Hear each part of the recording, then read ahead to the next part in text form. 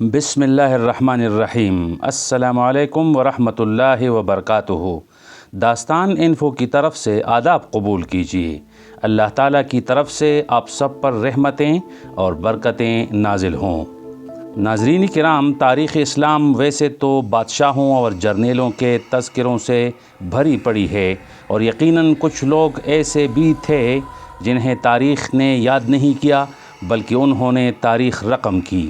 انہی لوگوں میں سے پھر ایسے لوگ معدودے ہیں جنہوں نے اقتدار کو ناپسند کیا، مگر اقتدار ان کے حوالے کیا گیا۔ پھر انہوں نے اقتدار کے ساتھ ایسا انصاف کیا کہ وہ بمثل آفتاب ایسا مقام متعین کر گئے جن تک بعد میں کوئی بھی نہیں پہنچ سکا۔ ہماری آج کی موضوع محفل ایک ایسے ہی درویش صفت، عالم ربانی، انقلاب پسند اور خدا رسیدہ شخصیت ہیں جنہیں تاریخ عمر ثانی کے نام سے یاد کرتی ہے۔ ان ساری تفصیلات تک آگے بڑھنے سے قبل ہماری گزارش قبول کریں کہ ہمارا چینل سبسکرائب کریں اور بیل آئیکن پریس کریں تاکہ آپ کو ہماری اگلی ویڈیوز تک بروقت رسائی حاصل ہو سکے۔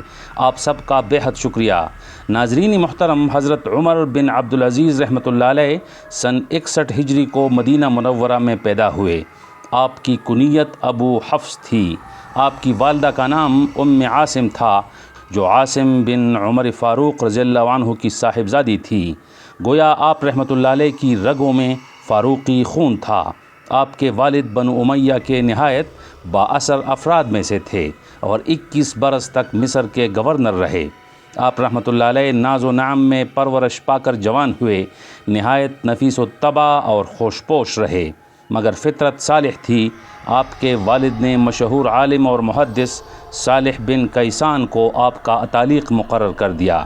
اس کے علاوہ آپ کو حضرت انس بن مالک، صائب بن یزید اور یوسف بن عبداللہ رحمہم اللہ جیسے جلیل القدر صحابہ و تابعین کے تدریسی حلقوں سے مستفید ہونے کا موقع ملا۔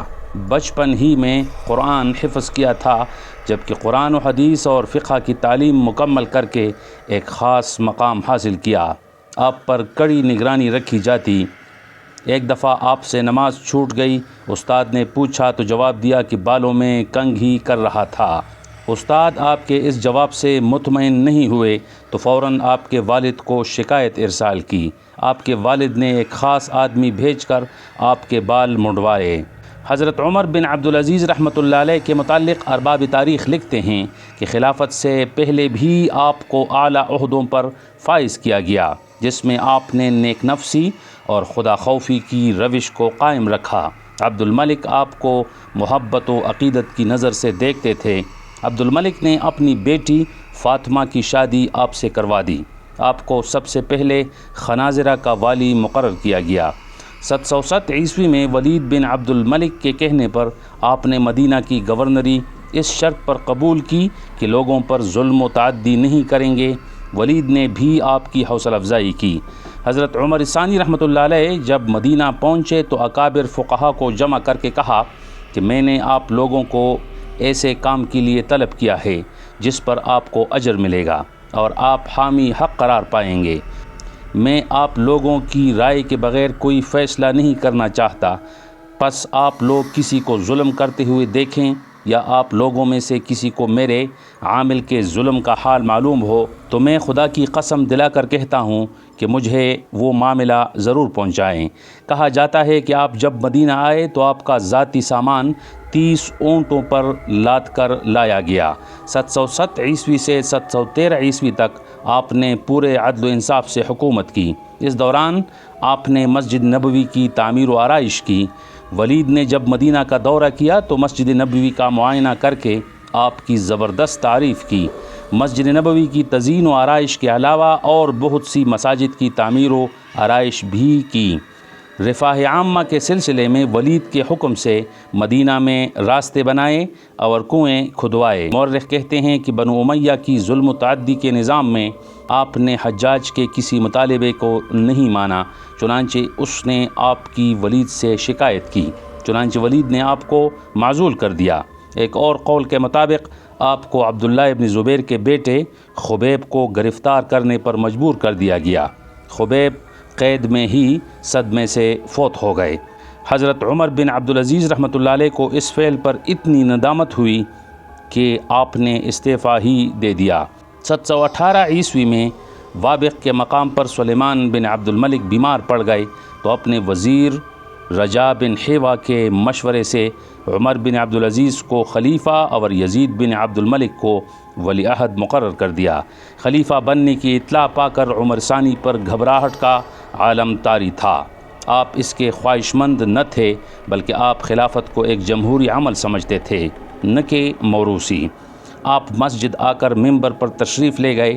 آپ نے لوگوں کو مخاطب کرتے ہوئے کہا، لوگو، میری خواہش اور عام مسلمانوں کی رائے لیے بغیر مجھے خلافت کی ذمہ داری میں مبتلا کر دیا گیا ہے، اس لیے میری بیعت کا جو طوق تمہاری گردنوں پر ہے خود اسے اتارنے آیا ہوں، تم جسے چاہو اپنا خلیفہ بنا لو۔ یہ تقریر سن کر سب نے بلند آواز سے کہا، ہم نے آپ کو اپنے لیے پسند کیا ہے اور آپ سے راضی ہیں۔ آپ کو یوں یقین ہو گیا کہ سب لوگ آپ پر متفق ہیں تو آپ نے فرمایا، میں اگر اللہ تعالیٰ کی اطاعت کروں تو میری اطاعت ضرور جانو، اور اگر میں خدا کی نافرمانی کروں تو میری بات نہ مانو۔ تخت خلافت پر قدم رکھتے ہی ناز پروردہ عمر نے ابو ذر غفاری اور ابو ہریرہ کا قالب اختیار کر لیا۔ آپ کے سامنے شاہی سواریاں پیش کی گئیں۔ آپ نے فرمایا کہ ان سواریوں کو واپس کر دو، میرے لیے میرا خچر ہی کافی ہے۔ ابھی سلیمان کا اہل و عیال قصر خلافت میں تھا، اس لیے آپ اپنے خیمے میں قیام پذیر ہو گئے۔ گھر آ گئے تو لونڈی نے متفکر پا کر پوچھا کہ کیا بات ہے؟ فرمایا، اس سے بڑھ کر تشویش کی کیا بات ہوگی کہ مشرق و مغرب میں امت محمدی صلی اللہ علیہ وسلم کا کوئی فرد ایسا نہیں جس کا مجھ پر حق نہ ہو، اور بغیر مطالبے اور اطلاع کے اس کا ادا کرنا مجھ پر واجب نہ ہو۔ آپ نے مسند خلافت سنبھالنے کے بعد دوسرا کام یہ کیا کہ باغ فدق اہل بیت کو ان کا حق سمجھ کر واپس کر دیا، ان کی جائیدادیں واپس کر دیں۔ جمعہ کے خطبے میں حضرت علی رضی اللہ تعالی عنہ پر لعن طعن کا سلسلہ ختم کر دیا۔ بیت المال کو خلیفہ کی بجائے عوام کی ملکیت قرار دیا۔ بیت المال سے تحفے تحائف اور انعامات دینے کا سلسلہ موقوف کر دیا۔ آپ نے تمام لوگوں کو پیشکش کی کہ لوگ اپنے مال و جائیداد کے بارے میں اپنی شکایتیں پیش کر دیں، جس کے بارے میں ان کا دعویٰ ہے کہ اسے زبردستی ہتھیا لیا گیا ہے۔ یہ کام بہت خطرناک اور نازک تھا۔ خود آپ کے پاس بڑی جاگیر تھی۔ بعض افراد نے آپ سے کہا کہ اگر آپ نے اپنی جاگیر واپس کر دی تو اولاد کی کفالت کیسے کریں گے؟ آپ نے فرمایا کہ ان کو اللہ تعالیٰ کے سپرد کرتا ہوں۔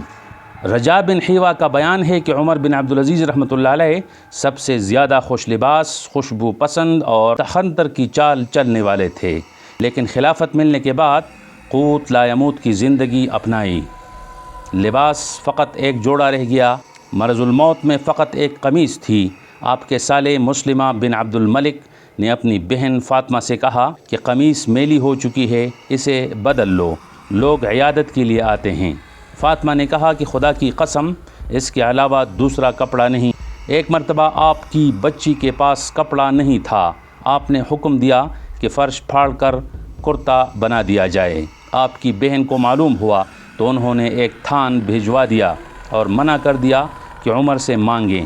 غذا معمولی اور نہایت سادہ ہوتی تھی۔ آپ کے غلام کا بیان ہے کہ خلافت سے موت تک کبھی شکم سیر ہو کر کھانا نہیں کھایا۔ سلاطین اموی کی محفلیں عیش و عشرت اور رقص و سرور میں منعقد ہوتی تھیں، مگر عمر ثانی رحمۃ اللہ علیہ کی مجلس بزم عزا ہوتی تھی۔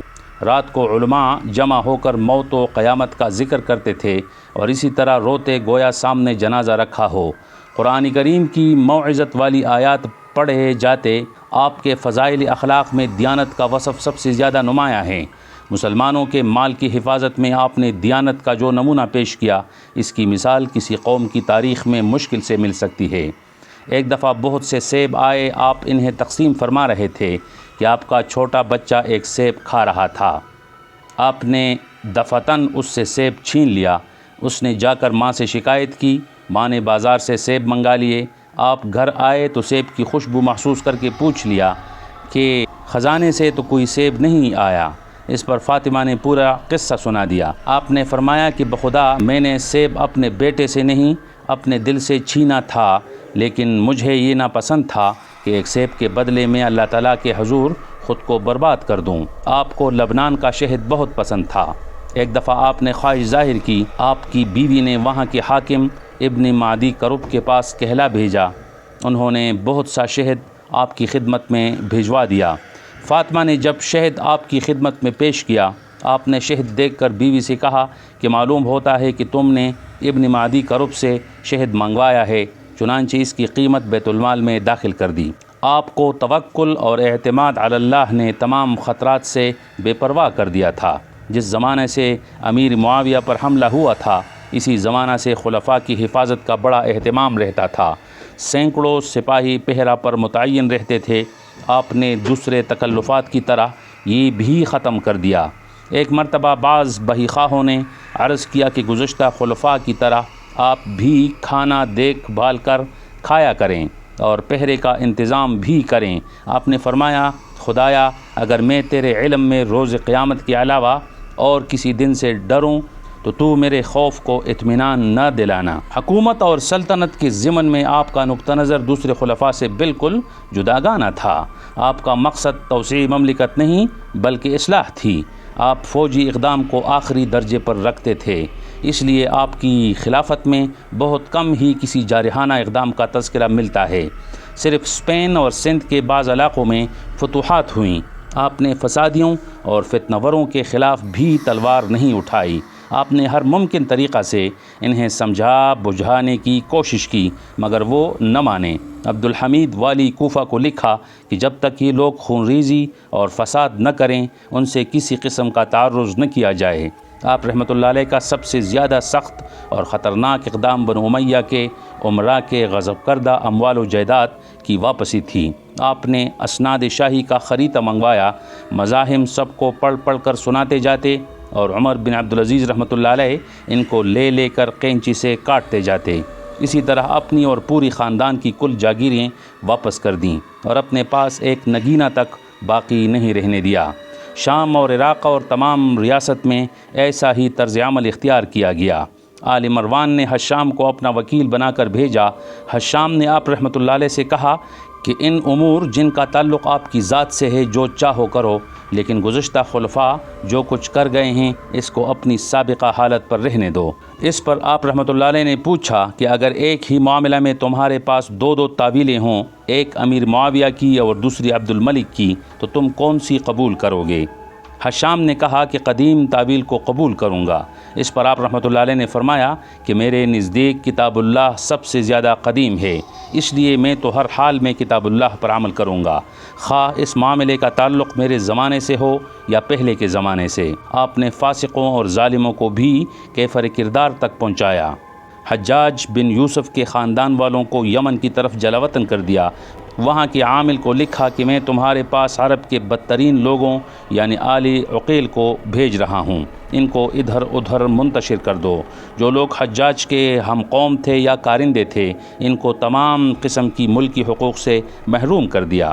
آپ نے نو مسلموں کا جزیہ بند کر دیا تھا، اسے دیکھ کر کثیر تعداد میں لوگ اسلام لے آئے۔ حیان بن شریح نے آپ کو لکھا کہ جزیہ کی رقم نہایت کم ہو گئی ہے اور ہمیں قرض لینا پڑ رہا ہے۔ پر حضرت عمر الثانی رحمۃ اللہ علیہ نے جواب دیا کہ جزیہ بہر صورت موقوف کر دو، اور فرمایا کہ رسول اللہ صلی اللہ علیہ وسلم ہادی بنا کر بھیجے گئے، نہ کہ محصول خراج۔ ان تمام اقدامات کے دوررس نتائج برآمد ہوئے، ملک میں افلاس کا نشان باقی نہیں رہا۔ مہاجر بن یزید بیان کرتے ہیں کہ زکوٰۃ لینے والے زکوٰۃ دہندہ بن گئے۔ آپ نے 2.5 سال حکومت کی۔ آپ کے دور حکومت میں ملک کے تمام شعبوں میں بے مثال ترقی ہوئی، ملک امن و امان کا گہوارہ بن گیا۔ آپ نے 25 رجب 101 ہجری بمطابق 10 فروری 720 عیسوی کو انتقال فرمایا۔ آپ کے سبب وفات کے بارے میں 2 آراء بیان کیے جاتے ہیں۔ ایک یہ کہ آپ کی موت طبعی تھی، دوسرا یہ کہ امویوں نے آپ کے غلام کو 1000 دینار دے کر خفیہ طور پر زہر پلا دیا۔ آپ کو پتہ چلا تو غلام سے 1000 درہم لے کر بیت المال میں جمع کرا دیے اور غلام کو آزاد کر دیا۔ بلا شبہ آپ نے سیاست و سیادت کے مد میں وہ نمونہ عمل چھوڑا جو قابل تقلید مثال ہے۔ تو ناظرین، کیسی لگی آج کی ڈاکومنٹری؟ اگر پسند آئی ہو تو لائک کریں اور کمنٹ سیکشن میں اپنی رائے بھی رقم کریں۔ انشاءاللہ اسی طرح کی ایک اور ڈاکومنٹری کے ساتھ آپ کی خدمت میں پھر حاضر ہوں گے۔ اجازت دیجیے، اللہ نگہبان۔